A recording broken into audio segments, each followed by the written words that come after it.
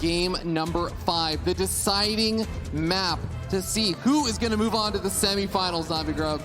Yes, indeed. We didn't expect to get this far, but here it is. Babylon for the deciding map. We know that you guys love him, but you got to cheer for him now, man. He's about to let this go, or can he become, once again, that comeback kid, that comeback king? In the top left for Kaizi Gaming, he is Reynor!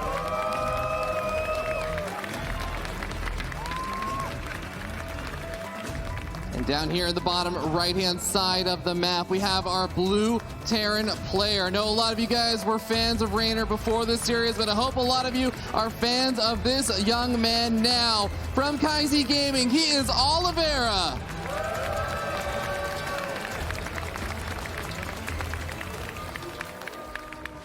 This could be the story of the upsets. Already in the groups, we had a couple of surprising results. We thought maybe things would be easier to read as we headed into not just the playoff bracket, but also the best of fives, where we determine, I guess we often say, is where the better player will really win. Best of 1, anything can happen. Best of 3, there's still a couple of question marks. Best of 5, no. If you win this one, you are the better player, at least for that tournament. Yeah. It has been a fascinating event so far. 2023, year of Hearthstone. Oh, yeah. Yeah. I'm on board. I'm on board. Yeah. You know. We also saw Hearthstone talking to Reynor, of course, during that little break there. He's like, okay, dude, Broodlords are great against Archons. Like, he's a Terran player.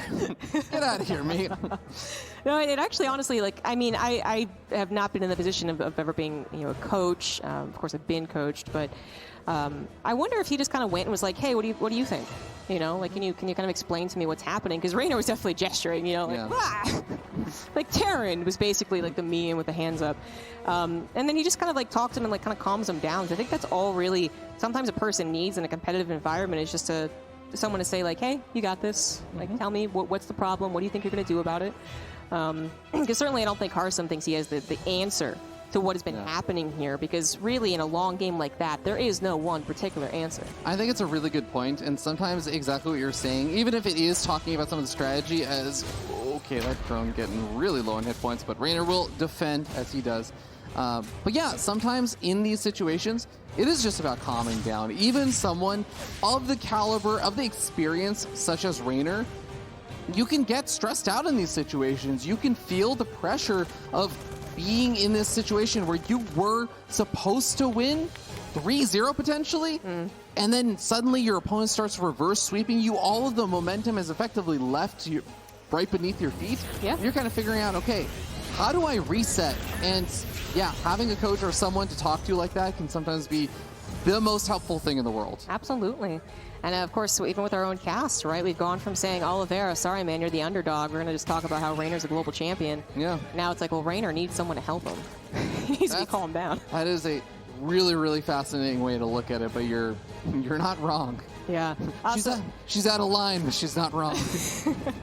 So we see Reynor got a scout, right? Now that's a sometimes disturbing scout for the Terran who might have wanted, and you hope you never get scouted, of course, in any game of StarCraft. But then also, too, that it's too late for them to swap their builds. I don't think Reynor is going to bet his Game 5 on a Roach attack, even if it theoretically would make sense, though. I just don't. Especially because there's still that chance that Oliveira goes for Banshees and specifically looks for the push, which is a big one. Yeah, I think Reynor is just going to say, okay, I know it's not that cheeky. I'm going to super macro. And I think that will be fine, but we haven't even really touched on the maps or talk about the situation so much. Babylon, one of the shorter maps in the map pool. I think Oliveira would generally be happy about this being his final map. Yeah, it's really interesting because I mostly agree with you on that, and Terran players should usually like when the maps are a little bit smaller. But I think kind of interestingly, one thing that was scary about that last game was that Oliveira did such a great job in the big split map situation on Grezvin. In some ways, I actually like the idea that Reynor can kind of guarantee, like, it's not going to look like Grezvin. I get like, you. it's going to be very difficult to look like Grezvin. No, you're right, actually. That's a good point. And, smaller maps, it kind of goes down to momentum stays really hard to the person who has it. If it flips really hard. So, yeah, if Reynor thinks that he can get into the position where he was last game, where he was just, he was very fine on economy, he was throwing down units, wave after wave. Maybe that would, with the shorter distance, the different map terrain, would actually work this time. But this is all theory crafting. Right now, we have Oliveira going for actually Cloak this time. So he even might be a little more aggressive with these Banshees, just initially. I don't think you really expect too much from Banshees, honestly, against the Pro Zergs. But they definitely do safeguard you. And then Reynor, he actually made a decent amount of Lings. Yeah. He started Ling production fairly early on as well. Maybe just being extra cautious about the Hellions, making sure that they don't do too much. I mean, we do have to go back to the very beginning of this series to actually talk about how Reynor was really respecting the potential of Oliveira to put on that early pressure, and he was cutting drones even at the very beginning of this series. Can we get another check on what Reynor has scouted in the main base? As we see the Banshees, they're going to actually micro this and maybe take it out. Interesting. Now, we saw the tech lab and the fact that it is Banshees. See, I would expect Banelings to be formed at this stage for Zergs when they are expecting something a little bit earlier, basically in an attack. But that was full committal to a 1-1-1 is how I'm going to put that. The barracks aren't going to be down particularly fast. The Queen was in trouble. As I said, the Banshees were going to be a little more aggressive. They went right towards the 4th base too, which I think is a really good move. Still want to keep them alive. They're great for later spotters, but they're actually finding some damage. They're making Reynor scramble a bit. I mean, it's not even just the 6 workers. He actually managed to get a cancel on the 4th, which I think only just recently restarted, so it took a while to actually get that going again. Really, really nicely done. This is, I mean, you were talking about before, you don't expect too much damage from Banshees usually against the Pro Zergs. This is a lot more damage than you'd expect. Yeah, absolutely. It lasted a long time, too, literally from bottom left to top left of Babylon. So, you know, it doesn't seem like it's all that big of a deal, and it's kind of not. I think a lot of other things in this game will determine what's really happening, but that, I would be very happy if I was Oliveira. That was more than I would expect. But anyways, the Banshees will return home, so that's also a really good point about it. The Hellions are here. The Armory is going to finish for the upgrades, of course, but that also means that Oliveira's first attack is going to come with Hellbats. Yes, it is. And he is going to be hitting in from the south side, where that hatchery was canceled recently and only just recently finished. Ling counterattack is going to be able to snag, I think, a building command center? It got canceled. Yeah, so it's actually not a super big deal. Oliveira is clearly planning ahead for these run-bys. 2 Banshees, once again helping. Also a tank on the high ground. Really nice. It means that there's not 2 tanks here, though. That is something to point out. Only 1, but super safe with all the Hellbats surrounding it. Oh, yes. It is going to be very difficult to try and get any kind of backstab on that. Banelings are going to be somewhat on creep. They're half on creep, but they don't have Baneling speed. So Oliveira has a lot of time to react, pulls back up into the medevacs, unloads again, sims forward to try and get some chip damage on that hatchery to snipe up any Banelings. Good target fire. Covering down all of the Banelings except for 1. Here come the rest of them, though. Yeah, that's still no Baneling speed. Now, that's enough Banelings that I'm not sure you can actually target fire that, but time is going to try. Oliveira with the Baneling snipes. Thinks he can actually do this. Ew, that was very, very close, but now only 2 left over. Absolutely, Reynor is in trouble. That hatchery in more trouble than he expected with the tank so far away, not actually, hitting stuff at those Marines.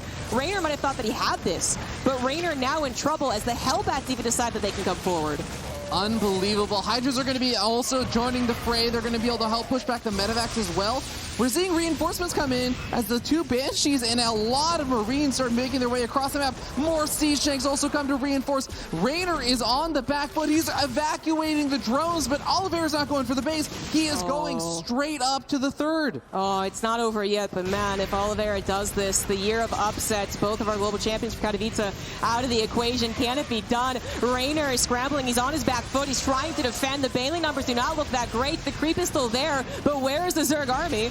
It's not coming in from any particular angle either, and actually the Hydras are kind of blocking the Banelings. They're not doing so hot as far as Zerg goes. Help your buddies out, man. And Reynor needs to think of something else here. Ooh, siege tanks all unsieged as the Lings were looking to go for a potential counterattack or some sort of flank. It looks like it's going to be a counterattack. He's going to try and divert the attention of Oliveira. Oliveira is taking this a little bit slower, but the reinforcements are coming in waves. They're not just rallying straight across the map. Marines, though. It looks like Reynor, effective with the counterattack swing. He diverts the attention of Oliveira, gets some beautiful Baneling connections. No, that's exactly what it was. He just was distracted. The Banelings got those connections desperately needed for Reynor, who really needed to get this monkey off his back, man. He's got Hive on the way. His upgrades are going to be abysmal in just 3 seconds. Reynor holds, you guys, but the game is certainly not over. Yeah, 2-2 is going to finish up here for Oliveira, but Reynor's own 2-2 is not too far behind.